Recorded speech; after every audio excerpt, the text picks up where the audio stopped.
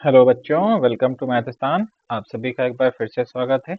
आज के लेक्चर में हम डिस्कशन करने वाले हैं कोल्डोर्स लॉ के बारे में, बट उससे पहले एक छोटा सा करेक्शन कराना था। बहुत से बच्चों को इस लेक्चर में कंफ्यूजन आई थी कि सर यहाँ पे 2 कैसे आया। तो बच्चा ये थोड़ा सा जल्दबाजी में गलती से लिख गया, क्योंकि यहाँ पे नंबर ऑफ इलेक्ट्रॉन 4 है, तो यहाँ पे 2 की जगह कितना आएगा 4। तो आप प्लीज इस करेक्शन को कर लीजिएगा। यहाँ जहाँ जहाँ पे 2 है उसी जगह पे 4 करके हम पूरी क्वेश्चन दोबारा से एक बार सॉल्व कर लेते हैं। Okay, give me a second. Right,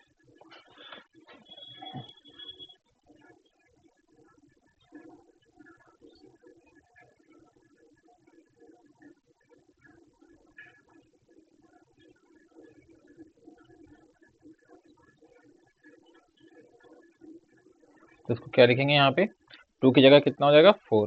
ठीक है, तो ये 0.06 divide by 4 log H plus की पावर कितना रहेगा 4। ठीक, एच प्लस पावर की पावर 4 आ गया, 4 आगे आ जाएगा तो हो जाएगा 0.06 divide by 4 into 4 log H plus, है ना। तो माइनस कॉमन ले लेंगे, 4 से 4 कैंसिल हो जाएगा तो हो जाएगा 0.06 पी एच। ठीक है, ये कॉमन लेके सॉल्व हो जाएगा यहाँ से 0.06 पी एच। तो वैल्यू पुट कर देंगे, पी एच की कितनी है बेटा 7, तो 0.06 इंटू 7 तो हो जाएगा 0.42।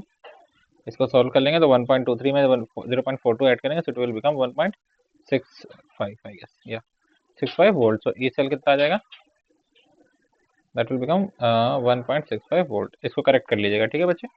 तो इस करेक्शन के बाद हम अपनी कहानी आगे बढ़ाते हैं जहाँ से छोड़ी थी। तो लास्ट लेक्चर में हम कोल्डोर्स लॉ को स्टडी कर रहे थे। कोल्डोर्स लॉ में हमने बोला था इनफाइनाइट सॉल्यूशन पे क्या होता है, हर इलेक्ट्रोलाइट 100% डिसोसिएट हो जाता है। ठीक है, और आयन जो है वो कम्प्लीटली इंडिपेंडेंट हो जाता है, यानी कि जब क्योंकि पूरी तरीके से डिसोसिएट हो जाएगा तो जब डाइल्यूशन इनफाइनाइट है तो जो दोनों के बीच अट्रैक्शन का फोर्स लग रहा था वो फोर्स परमानेंटली खत्म हो जाता है। उन दोनों के बीच जो अट्रैक्शन का फोर्स लग रहा था वो फोर्स परमानेंटली क्या हो जाता है बच्चे, खत्म हो जाता है। क्योंकि वो फोर्स खत्म हो जाता है तो they become independent of each other. उसके बाद जो उनकी लिमिट इक्विवेलेंट कंडक्टिविटी है किसी भी इलेक्ट्रोलाइट की, वो उनके आयंस की कंडक्टिविटी का सम बन जाती है, उनके आयंस की कंडक्टिविटी का सम बन जाती है। ठीक है, तो इसको हमने कैसे निकाला था, हमने कहा था कैटायंस और एनायंस के लिए एन फैक्टर होता है चार्ज ऑन आयंस, और लैम्डा एम क्या हो जाता है N factor into lambda equivalent. ये दो फॉर्मूले हमें याद थे। उसके अलावा लैम्डा एम को हम कैसे लिखते हैं, N factor into lambda equivalent, और लैम्डा एम माइनस को कैसे लिखेंगे, N factor into lambda equivalent. ठीक है, अगर हमें किसके टर्म्स में लिखना है, मोलरिटी के टर्म्स में, और इक्विवेलेंट का फॉर्मूला लिखना है, दैट इज वन। दूसरा तरीका क्या सीखा था, लैम्डा एम इलेक्ट्रोलाइट अगर मोलरिटी के टर्म्स में लिखना है, इक्विवेलेंट के टर्म्स में नहीं लिखना है, किसके टर्म्स में लिखना है, मोलरिटी के टर्म्स में। किसके टर्म्स में लिखना है, मोलरिटी के टर्म्स में। तो म्यू प्लस और माइनस। ठीक है, म्यू प्लस क्या था, stoichiometric coefficient of cations, this is the stoichiometric coefficient of anions, this is the N factor of cation, this is the N factor of anions. तो हमने इस तरीके से इसको लिखना सीखा था। ठीक है बच्चे, हमने इस तरीके से इसको लिखना सीखा था। आज हम इसी चर्चा को अपने क्या कर रहे हैं, आगे बढ़ाने वाले हैं। कैसे आगे बढ़ाने वाले हैं, हम एप्लीकेशंस ऑफ कोल्डोर्स लॉ पढ़ने जा रहे हैं। ठीक है, क्या पढ़ने जा रहे हैं, एप्लीकेशंस ऑफ कोल्डोर्स लॉ। हम क्यों ही पढ़ते हैं कोल्डोर्स लॉ, ऐसी क्या रीजन है। तो कोल्डोर्स लॉ आए जिस काम के लिए था उसी काम को ये पूरा करता है। तो heading will B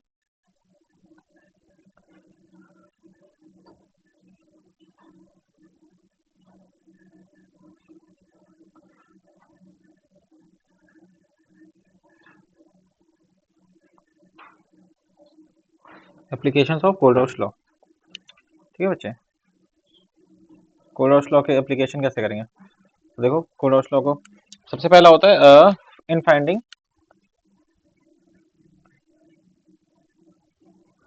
lambda infinity M for weak electrolytes. किसके लिए बच्चा, वीक इलेक्ट्रोलाइट्स के लिए।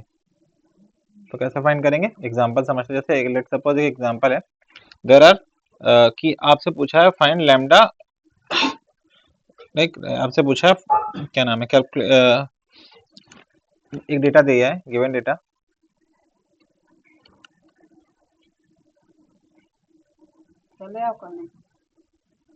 तो this is the question on your screen, हमें यहाँ से सीखना है। ठीक है बच्चे, तो हमें डेटा दिया गया है कि lambda N H four plus इतना है, एल थ्री प्लस इतना है, ये इतना है। पहली चीज तो मन में आपके क्वेश्चन आएगा, सर ये लैम्डा जो है, ये जो हमें लैम्डा गिवन है, इसको हम लैम्डा एम माने या लैम्डा ई क्यू माने। तो मैं आपको हमेशा आंसर करूंगा बच्चे, यूनिट देख लेना। अगर लास्ट में यूनिट मोल इनवर्स है तो इसका मतलब क्या है, लैम्डा एम गिवन है। अगर लास्ट में यूनिट इक्विवेलेंट इनवर्स होती तो क्या गिवन होता, लैम्डा ई क्यू। तो पहली कंफ्यूजन जो बच्चों के मन में आती है कि सर इसको मुझे लैम्डा एम लेके चलना है या लैम्डा ई क्यू लेके चलना है, तो उसका सोल्यूशन हम लास्ट की यूनिट देख के बता देंगे, लैम्डा एम है लैम्डा ई क्यू है। अब हमें लास्ट कीवर्ड दिया, हमसे पूछा calculate lambda AL3 plus equivalent. तो AL3 प्लस इक्विवेलेंट कैलकुलेट करने का तरीका क्या है?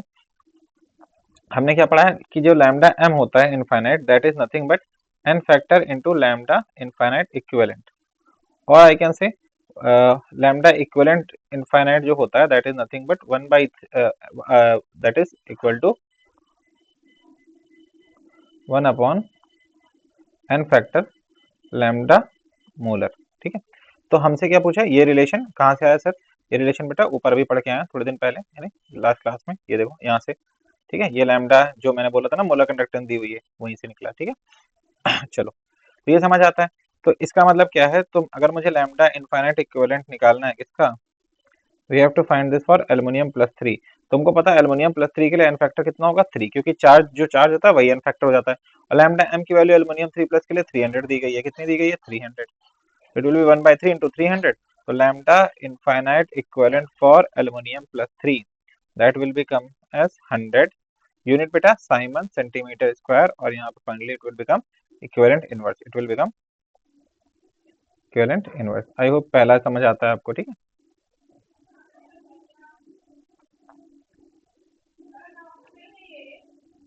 चलो आगे चलते हैं। अगला क्या पूछा बेटा, लैम्डा, अगला हमसे पूछा हुआ है लैम्डा Al2 4 SO4 का होल थ्राइस। इसको कैसे निकालेंगे? अब हमको पता है हमें निकालना है लैम्डा। ठीक है, यहाँ पे गलती हो गई, इसको ऐसे लिख लीजिएगा लैम्डा। हमें इक्विवेलेंट निकालना है किसका, लैम्डा इक्विवेलेंट ऑफ Al का,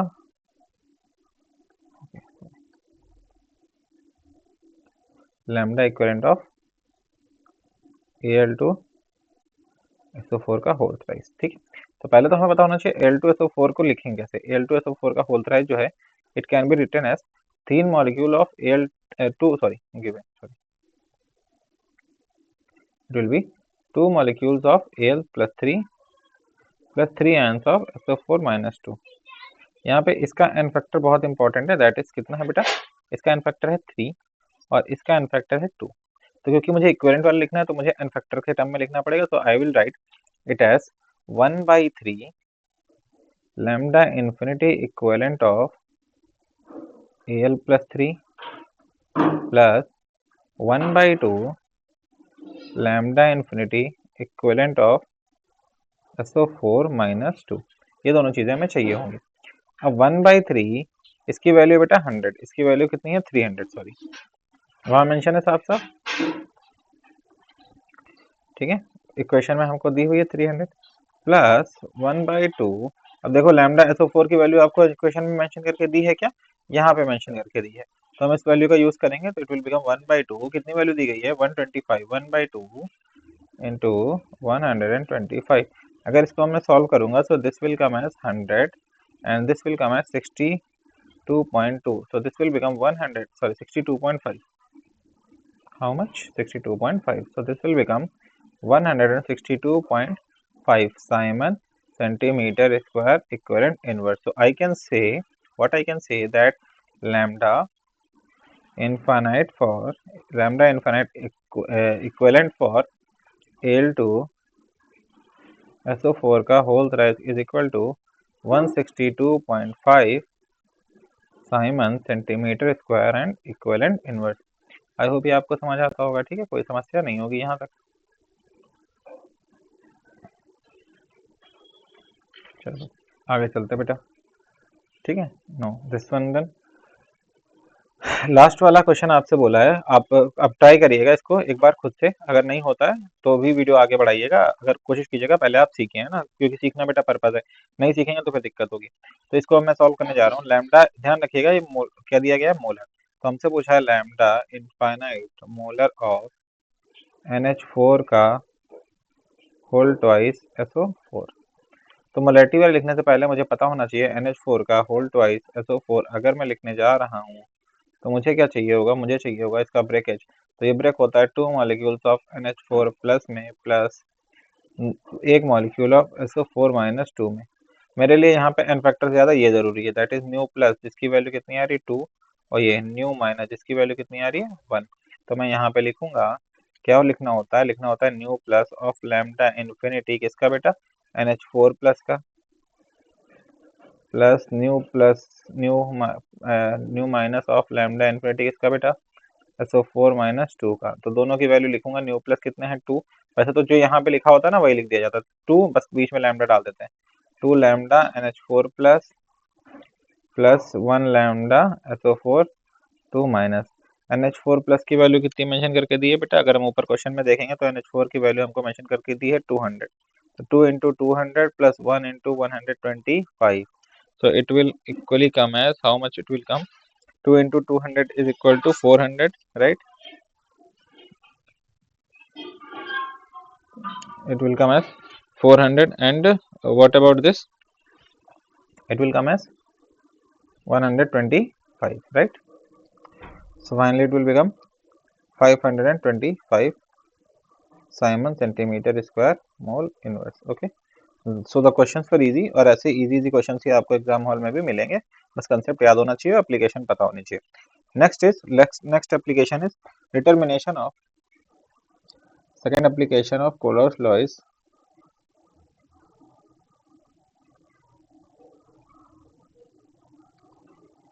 determination of limiting molar conductivity of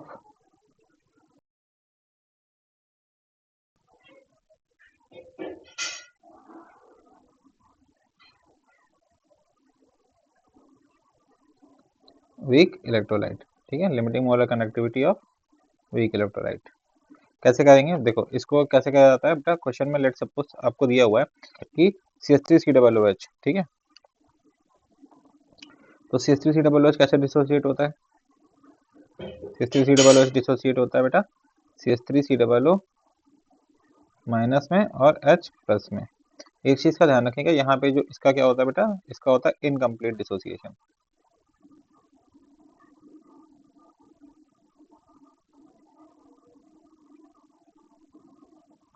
incomplete dissociation, ठीक है। बट हालांकि अगर मुझे लिखना होगा lambda infinity molarity of CH3COOH, तो मैं लिखूंगा कैसे, लिखने के तरीके में कोई चेंज नहीं आएगा, लिखने का तरीका चाहे कंप्लीट हो या इनकम्प्लीट हो वो ऐसा ही रहेगा, plus lambda infinity of H plus, ठीक है। और हमें दिया किसके लिए, ठीक है, this we have to find, this will be in the question that we have to find for weak electrolyte.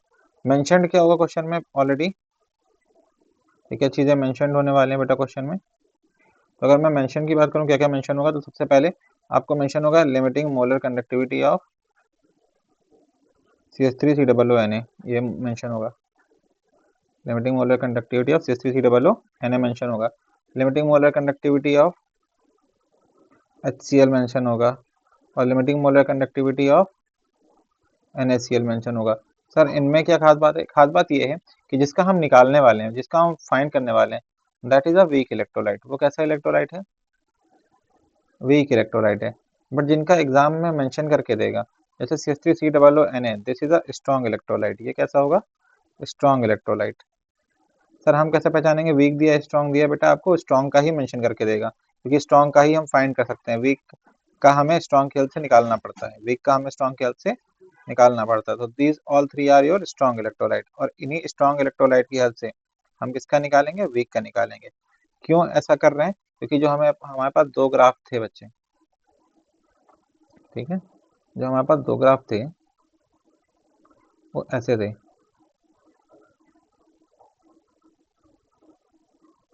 जो स्ट्रॉन्ग वाले के लिए था वो तो ऐसे करवाता था, तो इसको हम पीछे एक्स्ट्रापोलेट कर लेते थे, ठीक है, एक्स्ट्रापोलेट कर लेते थे। बट जो वीक वाले का था कर्व ऐसे आता था, कभी ये ग्राफ पे कटता हुआ नहीं दिखाई देता था, तो हमें पता नहीं चलता था कि कहाँ पे मिलेगा, this was for strong electrolyte and this was for weak electrolyte. तो उसके लिए हमें डेटा देता है, तो क्योंकि स्ट्रॉन्ग वाले का हम एक्स्ट्रापोलेट करके पीछे से पता लगा सकते हैं कहाँ पे कट कर रहा है, तो उसकी वैल्यूज हमें हमेशा क्वेश्चन में मेंशन होगी, हमेशा ही देगा, ठीक है। तो लेट सपोज इसकी वैल्यू आपको दे रहा है x1, इसकी वैल्यू दे रहा है, लेट सपोज x नहीं करता हूँ, XYZ ले लेता हूँ, लेट सपोज इसकी वैल्यू आपको दे रहा है x, लेट सपोज इसकी वैल्यू आपको दे रहा है y, और इसकी वैल्यू आपको क्या दे रहा है z, ठीक है। तो हमें निकालना है किसके लिए, CH3COOH के लिए, तो limiting molar conductivity of CH3COOH। तो देखिए यहाँ पे फॉर्मूला क्या इस्तेमाल होगा, तो हमको पता है हमें चाहिए CH3COOH, एक मिनट ना इसके बाद में लिखता हूँ, हमें क्या चाहिए, हमें चाहिए CH3COOH, क्योंकि हमें किसके लिए फाइंड करना है, CH3COOH के लिए। तो हमें बनाना होगा CH3COOH। CH3COOH बनाने के लिए हम क्या करेंगे, हमें चाहिए CH3COOH के लिए हमें दो आयंस चाहिए। कौन कौन से आयंस चाहिए, एक तो हमको चाहिए होगा इन तीनों में से CH3COONA, जो कि कहाँ से मिल जाएगा, यहाँ से CH3COO- चाहिए होगा, और हमें क्या चाहिए होगा H+, और हमें क्या चाहिए होगा H+। अब प्रॉब्लम ये है, CH3COONA से हमें क्या मिल जाएगा, CH3COO-, बट यहाँ से Na+ क्या आ रहा है, एक्स्ट्रा।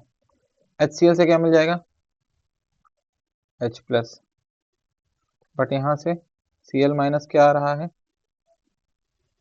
एक्स्ट्रा। NaCl से क्या मिल जाएगा, Na+ एंड Cl-, और ये दोनों ही क्या है, एक्स्ट्रा। बट ये एक्स्ट्रा हमारे काम के हैं, can be use to remove the initial extra, can be use to remove initial extra ions, initial extra ions. तो कहने का मतलब इनकी हेल्प से हम बाहर वाले एक्स्ट्रा रिमूव कर सकते हैं। तो ये जो हमें चाहिए होगा, इसके साथ साथ हमें क्या एक्स्ट्रा मिल जा रहा है, हमें Na+ एक्स्ट्रा मिल जा रहा है, जिसको रिमूव करने के लिए हमें Na+ मिल जाएगा यहाँ से, और हमें Cl- एक्स्ट्रा मिल जा रहा है, जिसको रिमूव करने के लिए Cl- मिल जाएगा यहाँ से। ठीक है, तो मैं इसको ऐसे नहीं लिख के ऐसे लिख देता हूँ, लेट्स सपोज।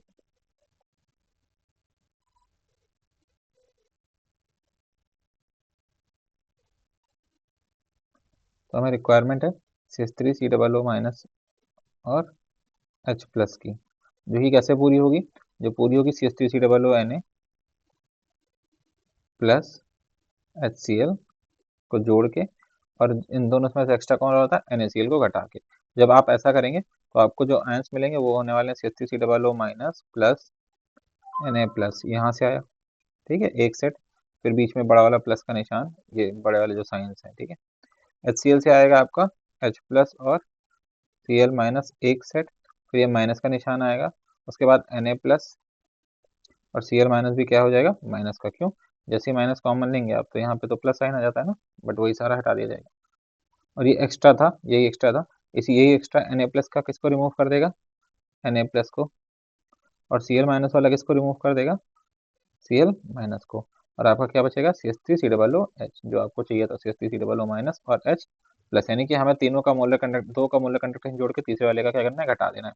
तो कहने का मतलब अगर मुझे लैम्डा m ऑफ CH3COOH निकालना है, भले मुझे बाकियों का नहीं पता, तो मुझे क्या करना है, सिंपली मुझे लैम्डा m ऑफ CH3COONA रखना है, plus lambda m of HCl लिखना है, और minus lambda m of NaCl रखना है। इतना कर दूंगा तो मेरा आंसर मिल जाएगा, इतना कर दूंगा तो मुझे मेरा आंसर मिल जाएगा। अब इसकी वैल्यू हमें पता, क्वेश्चन में x ली गई है, इसकी वैल्यू y ली गई है, इसकी वैल्यू z ली गई है। हालांकि वहाँ पे कुछ रैंडम वैल्यूज हो सकती है, दूसरी वैल्यूज भी आपको गिवन हो सकती हैं, तो इन्हीं की वैल्यूज के अकॉर्डिंग रख देंगे। सो it will become x plus y minus z, so lambda molar of CH3COOH will be this thing।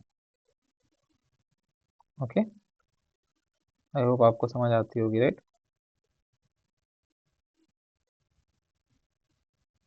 Simple है बच्चे, ठीक है। नेक्स्ट, अगली चीज जो हम इसकी हेल्प से फाइंड करते हैं वो क्या है बच्चे, नाउ, तो degree of dissociation, what is degree of dissociation, ठीक है। डिग्री ऑफ डिसोसिएशन हम किससे डिनोट करते हैं बेटा, this is alpha, this is alpha, और डिसोसिएशन कांस्टेंट क्या होता है बेटा, दिस के। और ये सब किसके लिए डिफाइन होता है, फॉर वीक इलेक्ट्रोलाइट। क्यों वीक इलेक्ट्रोलाइट के लिए डिफाइन होता है, because they do not undergo complete dissociation, because they do not undergo complete dissociation, ये पूरी तरीके से डिसोसिएट नहीं होते, इसीलिए हम इनके लिए डिफाइन करते हैं, ठीक है। अब देखो, पहले तो मैं आपको बता दूं डिग्री ऑफ डिसोसिएशन क्या होता है, वीक स्ट्रॉन्ग और वीक का कंसेप्ट। जैसे वीक इलेक्ट्रोलाइट में क्या होता है, क्योंकि ये कंप्लीट डिसोसिएशन नहीं करता है, तो हमें एक चीज, एक तरीका पढ़ना होता है। लेट सपोज ये हमारा Ha एक वीक इलेक्ट्रोलाइट है, ठीक है, और ये किसमें डिसोसिएट हो रहा है, H+ और A- में। ये साइन, ये जो वाला जो सिंबल है, ये शो कर रहा है कि ये वीक इलेक्ट्रोलाइट है। इनिशियल मोल्स अगर मैं इसके देखूं, तो लेट सपोज के इनिशियल मोल कितने थे, A, और ये कुछ भी नहीं थे। आफ्टर डिसोसिएशन, डिसोसिएशन जब हो गया उसके बाद क्या हुआ, आफ्टर डिसोसिएशन डिसोसिएशन के बाद ए में से एक्स मोल्स डिसोसिएट हो गए, इनके एक्स बने और इनके एक्स बने। तो यहाँ पे दो चीजें हैं, one is initial moles which are nothing but x, and one is dissociated mole. Sorry, initial mole is nothing but a, initial mole क्या है a, और then the second thing is dissociated moles. What are dissociated moles? These are x. तो जो degree of dissociation होती है, अच्छा यहाँ पे पहले तो Ka, एक होता है dissociation constant Ka can be written as concentration of H plus अच्छा ठीक है, इसको यहाँ ना लिख के पहले डिग्री ऑफ डिसोसिएशन समझा दूं फिर ये लिखूं। हाँ, तो डिग्री ऑफ डिसोसिएशन क्या होता है? अल्फा, ठीक है। So I'll write here degree of dissociation, which is nothing but alpha. This is given as, ठीक है, dissociated. This is given as dissociated moles upon total moles. This is given as dissociated moles upon total moles. Yeah, sorry. Dissociated moles upon. I don't know what's happening wrong. Dissociated mole upon initial moles. Okay. Dissociated moles upon initial moles.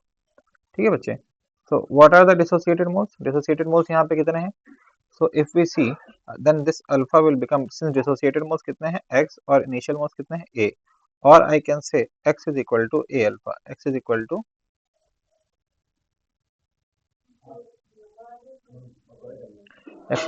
A alpha. So अगर मुझे ऐसे करना होगा, अगर मुझे, ठीक है, अगर मुझे इसको सही से करना होगा, so what I will write it, I can also write it as A minus A alpha. This will become A alpha, this will become A alpha. ये कैसे हुआ? क्योंकि हमने अभी देखा ना बच्चे, X is equal to A alpha, नीचे देख के आ रहे हैं ना? Got it? Okay, now this is okay, यहाँ तक ठीक है। Now what is Ka, dissociation constant?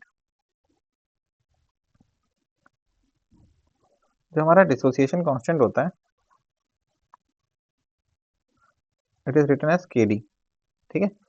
और ये क्या होता है? Kd जैसे इक्विलिब्रियम वाले लिखते हैं, so this will be the concentration of products divided by concentration of reactant. तो concentration of product अगर मैं देखूंगा तो H की concentration है A अल्फा, A माइनस की concentration भी है A अल्फा, और HA की concentration है A माइनस A अल्फा, ठीक है। So it will become A square alpha square upon A common 1 minus alpha.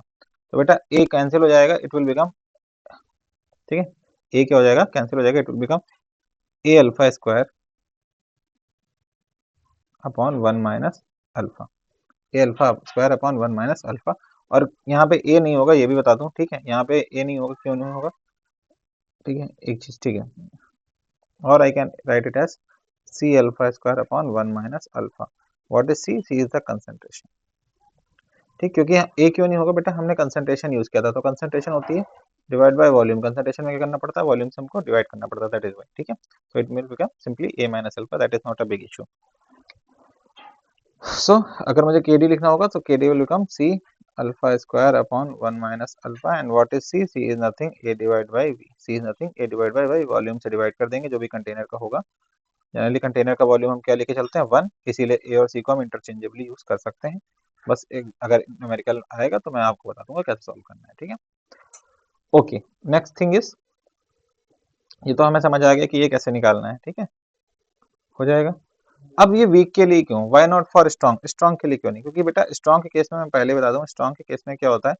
Strong में क्या होता है? स्ट्रॉन्ग इलेक्ट्रोलाइट, ठीक है, electrolyte completely dissociates, electrolytes dissociates completely, dissociates completely, और जो कंप्लीटली डिसोसिएट हो जाता है तो उनके लिए क्या होता है बेटा? अल्फा बिकम्स इक्वल टू 1, उनके लिए अल्फा क्या हो जाता है? 1। तो फिर अल्फा जब 1 हो जाएगा तो बात ही खत्म हो जाएगी, ठीक है, अल्फा 1 हो जाएगा तो बात खत्म हो जाएगी। क्यों? A minus A alpha is equal to कितना हो जाएगा? A minus A, that will become 0, that is why वहां पे हम कंसिडर नहीं करते हैं, स्ट्रॉन्ग के लिए कंसिडर नहीं किया जाता है। नो, नेक्स्ट थिंग, सो यहाँ तक हमने सीखा, तो मैं ये बोलूंगा कि जो मोलर कंडक्टिविटी है, let's suppose that is alpha, that is alpha, जो कि मुझे नहीं पता कितनी है। देन देयर कम्स ये, ठीक है, this is we are talking for weak electrolytes, this is we are talking for weak electrolytes. Now molar conductivity alpha है, लिमिटिंग मोलर कंडक्टिविटी कितनी होगी बेटा? तो हमें पता है लिमिटिंग मोलर कंडक्टिविटी का मतलब क्या है। लिमिटिंग मोलर कंडक्टिविटी का सिंपल सा मतलब ये है, ठीक है। मैं चाहता हूँ, जो चाहे तो मैं एक शब्द में लिख सकता हूँ, बट मैं अगर एक्सप्लेन कर दूं ताकि आपको ना प्रॉपर याद रहे कि वो चीज आई क्यों, तो हमारे लिए अगर हमें पता होता है चीज आई क्यों तो याद करना इजी हो जाता है। तो लिमिटिंग मोलर कंडक्टिविटी का मतलब होता है molar conductivity eight infinite dilution, molar conductivity eight infinite dilution. और आपको पता है इनफाइनाइट डाइल्यूशन जो है वो बहुत स्पेशल केस है। वो स्पेशल केस क्योंकि कोल्डरॉस लॉ कहता है कि इनफाइनाइट डाइल्यूशन पे एज पर कोल्डरॉस लॉ क्या कहता है, इनफाइनाइट डाइल्यूशन पे dissociation of all the ions take place, dissociation of all the ions takes place, यानी कि जितने भी आयन है सारे के सारे क्या हो जाते हैं, डिसोसिएट हो जाते हैं, टेक्स प्लेस। दैट मीन्स अगर सारे के सारे आयन डिसोसिएट हो जाते हैं, that means weak electrolyte will also get completely dissociated, weak electrolyte is also completely dissociated. जो वीक इलेक्ट्रोलाइट है वो भी पूरी तरीके से क्या हो गया, डिसोसिएट हो गया। अगर वीक इलेक्ट्रोलाइट पूरी तरीके से डिसोसिएट हो गया है, दैट मीन्स उसके लिए भी अल्फा की वैल्यू कितनी हो जाएगी, 1। तो लैम्डा मोलर इन्फिनिटी पे जो अल्फा होता है उसकी वैल्यू कितनी हो जाती है, 1। उसकी वैल्यू कितनी हो जाती है, 1। तो I can say alpha is nothing but it is lambda M divide by lambda infinity. Infinity मतलब मैक्सिमम कितना वो वैल्यू शो कर सकता है, और लैम्डा में उसने कितनी वैल्यू शो की है, वहां से हमें क्या मिल जाएगा, हमारा degree of dissociation, that is alpha. ये अल्फा हमें कहाँ पुट करना होता है, यह अल्फा हमें डिसोसिएशन कांस्टेंट निकालते वक्त K D is equal to C alpha square upon 1 minus alpha में पुट करना होता है, और हमें हमारा आंसर मिल जाएगा। न्यूमेरिकल आएंगे तो शायद आपके कंसेप्ट और अच्छे से खुल जाएंगे, ठीक है। अगर नहीं समझ में आ रहा तो कोई बात नहीं बच्चे, आप अपना डाउट मेरे को भेज सकते हो वाया सर, ठीक है। आई होप यहाँ तक आप सभी को कोई समस्या नहीं हुई होगी, ठीक है। अब इसके बाद एक दो टॉपिक और बचते हैं, मैं उसको कंप्लीट कर दूं, फिर एक साथ सारे न्यूमेरिकल्स देखते हैं। मैं 2 सेशन ले लूंगा, अप्रॉक्स 1 से 2 सेशन, जिसमें हम सारे के सारे न्यूमेरिकल जितने भी हैं वो सारे डिस्कस कर लेंगे। प्रीवियस बता रहा हूं, जो पिछला टॉपिक था उसके न्यूमेरिकल भी एक ही साथ डिस्कस कर लेंगे, ठीक है। तो जो बचता है वो भी पढ़ा दूं फटाफट। नेक्स्ट इज बच्चे solubility and solubility product.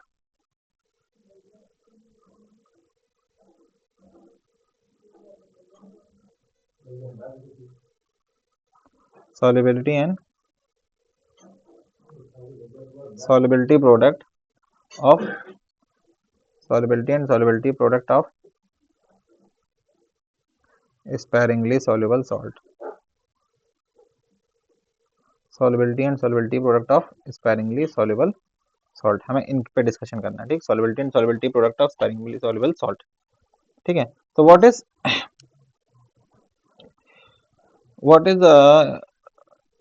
like sparingly soluble salt, सबसे पहले तो यही टर्म हो जाता है हमारे लिए। so what is sparingly soluble salt? so these are basically those salt which do not those salt which has a very little affinity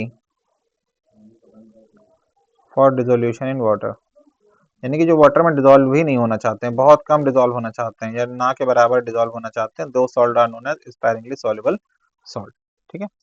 and how do we find solubility उनके केस में? तो उनके case में ध्यान रखेंगे बेटा, अगर saturated solution बन गया, अगर क्या बन गया, if we form saturated solution, उनका सैचुरेटेड सॉल्यूशन बनना ही उनकी मैक्सिमम सॉल्युबिलिटी है। Saturated solution formation, this is their maximum solubility, ठीक है, this is their maximum solubility. यानी कि हल्का सा भी इसको मैं दो टर्म्स में बोल सकता हूँ कि अगर सैचुरेटेड सॉल्यूशन बन गया तो इतना ही वो डिजोल्व होंगे, या मैं ऐसा बोल सकता हूँ मैक्सिमम सॉल्युबिलिटी, जैसे ही हल्का सा वो डिजोल्व होंगे तुरंत ही क्या कर जाएंगे, सैचुरेट। जैसे ही हल्का सा वो डिजोल्व होंगे तुरंत ही वो क्या कर जाएंगे बेटा, सैचुरेट बन जाएंगे, तुरंत ही वो सैचुरेट बन जाएंगे। अगर सॉल्युबिलिटी दी गई है तब हम अपने फॉर्मूला को कैसे इस्तेमाल करेंगे, तो लैम्डा मोलर एम इन्फिनिटी वाला हो जाएगा कप्पा इंटू 1000 अपॉन यहाँ पे क्या आ जाएगा, सॉल्युबिलिटी, यहाँ पे क्या आ जाएगा, सॉल्युबिलिटी, ठीक है। हमारे फॉर्मूले में बस इतना चेंज आता है। यहाँ पे क्या आ जाएगा, सॉल्युबिलिटी। अब सॉल्युबिलिटी के लिए क्या, सॉल्युबिलिटी के लिए टाइप्स ऑफ सॉल्ट हमें देखने पड़ते हैं। टाइप्स ऑफ सॉल्ट में हमें सॉल्ट का रेशियो बेसिकली देखना पड़ता है, ठीक है। टाइप्स ऑफ सॉल्ट में क्या देखना पड़ता है, सॉल्ट रेशियो। सॉल्ट रेशियो कैसे, फॉर एग्जांपल जैसे एक होते हैं सबसे पहले बाइनरी सॉल्ट,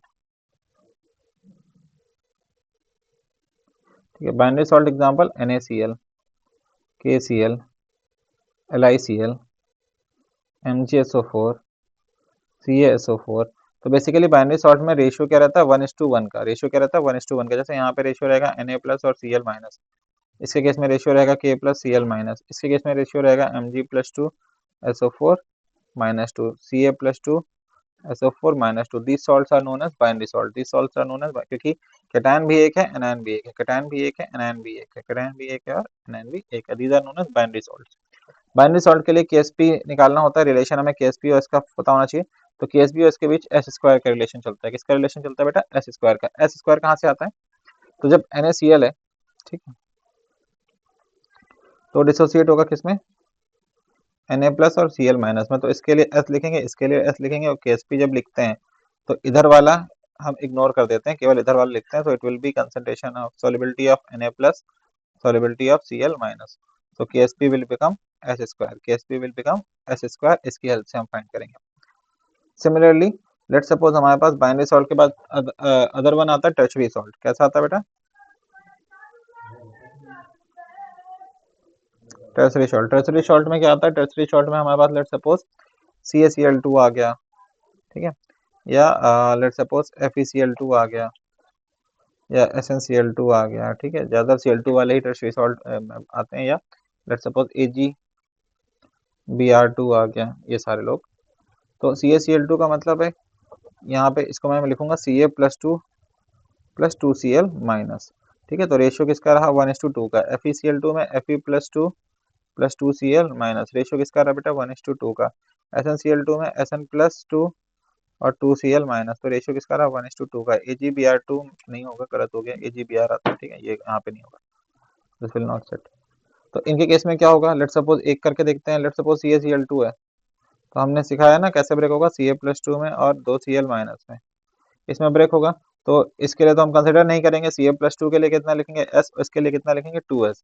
तो KSP का जब फॉर्मूला लिखेंगे तो it will become S multiplied by 2S, और 2S का स्क्वायर। 2S का स्क्वायर क्यों, आगे जो 2 लगा है वो यहाँ पे भी लगता है और यहाँ पे भी लगता है। ये जो 2 है ये हर जगह लगता है, ठीक है। ये जो 2 है ये तीनों जगह कॉपी होके जाता है, ठीक है। लेट मी रिमूव, ये जो 2 है ये हर जगह कॉपी होके जाएगा। दिस 2 विल बिकम कॉपी, यहाँ पे भी कॉपी होगा, यहाँ पे भी कॉपी होगा, यहाँ पे भी कॉपी होगा, यहाँ पे भी कॉपी होगा। सो KSP की वैल्यू कितनी बन जाएगी, KSP will become, this will lead to KSP becoming 4s cube. KSP कितना बन जाएगा, 4s क्यूब, ठीक है। यहाँ पे KSP कितना बना था, S स्क्वायर। CaCl2 के बाद टर्शरी के बाद ऐसे एक और टाइप का सॉल्ट आ जाएगा बेटा, सिंपली क्वाटरनरी सॉल्ट।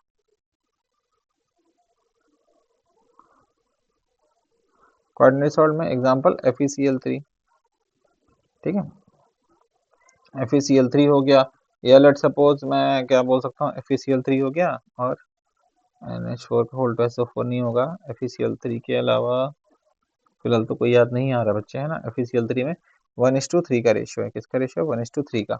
तो FeCl3 करना होगा तो FeCl3 सिंपली ब्रेक हो जाएगा किसमें, Fe प्लस 3 में और 3Cl माइनस में।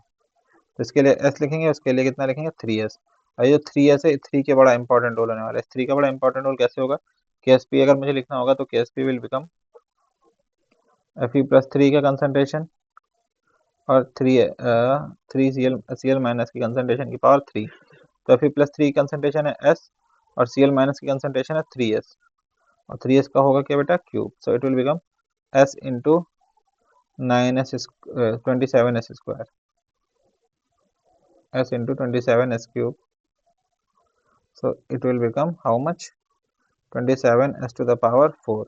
So KSP will become 27s to the power 4। I hope यहाँ तक आपको समझ आता होगा, ठीक है। और एक चीज का ध्यान रखेंगे जब भी ये क्वेश्चंस कर रहे होंगे, ठीक है, क्या ध्यान रखेंगे कि जो सॉल्युबिलिटी है, ऑलवेज रिमेंबर, मैं लिख के देता हूँ, है ना, क्या रिमेंबर करेंगे, solubility should always be in solubility should always be in मोल पर लीटर, हमेशा किसमें होनी चाहिए, मोल पर लीटर में।